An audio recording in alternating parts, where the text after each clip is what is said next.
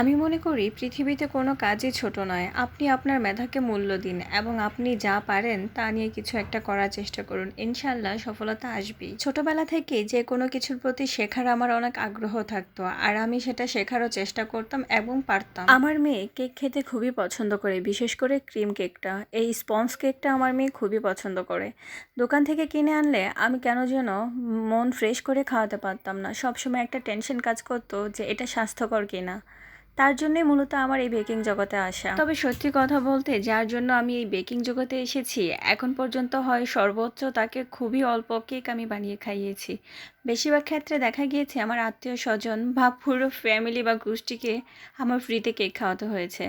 দেখা গিয়েছে মুখ ফুটে নাও বলতে পারি না, এবং তাদের চাহিদা মেটাতে গেলে আমার অনেক পরিশ্রম করতে হয়, কিন্তু তারা সেটার মূল্য দিতে পারে না। তাদেরকে কেক বানিয়ে আমি ঠিকই খাওয়াই, তারা কেকটা সুন্দর হয়েছে এবং অনেক টেস্ট হয়েছে সেটারও প্রশংসা করেন, কিন্তু বাহিরে গিয়ে তারা যে সকল মন্তব্য করেন তাদের মধ্যে প্রথম কিছু কিছু কমন কমেন্ট হচ্ছে, আমি তো কেক বানাতে পারি, এখানে তো হুইপ ক্রিম ব্যবহার করেছে, এটা সেটা সবচেয়ে কম দামি।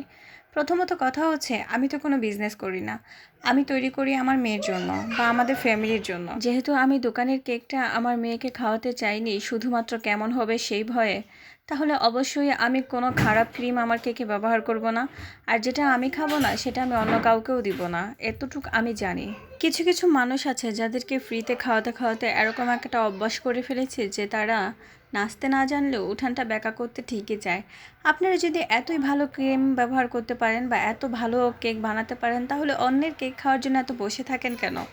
আমার তো এত ঠেকা লাগে না আপনাদেরকে ফ্রিতে ফ্রিতে কেক খাওয়ানোর জন্য, তাই না? আমি অবাক হয়ে যাই সেই সকল মানুষদেরকে দেখে যারা ফ্রিতে কেক খায় আবার ফ্রিতে মন্তব্য করে যে আমি তো পারি, এখানে এটা ব্যবহার করা হয়েছে, কম দামি ক্রিম ব্যবহার করেছে, তারপর এটা ব্যবহার করবে। আমার কথা হলো, আপনারা পারলে নিজেরা চেষ্টা করে দেখুন এবং অন্যদেরকে মন্তব্য না করে, অন্যদের কাছ থেকে না খেয়ে পারলে নিজে একটু বানিয়ে খাওয়ার চেষ্টা করুন, দেখবেন আর অন্যকে নিয়ে মন্তব্য করার কোনো প্রয়োজন নেই। আর আমার এত ঠেকা লাগেনি আপনাদেরকে ফ্রিতে ফ্রিতে কেক খাওয়ানোর জন্য।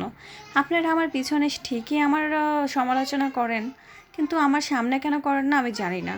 তবে আমি এতটুকু বুঝতে পারি যে আপনারা কে কে বা কখন কোথায় আমার নামে মন্তব্যগুলো করেন।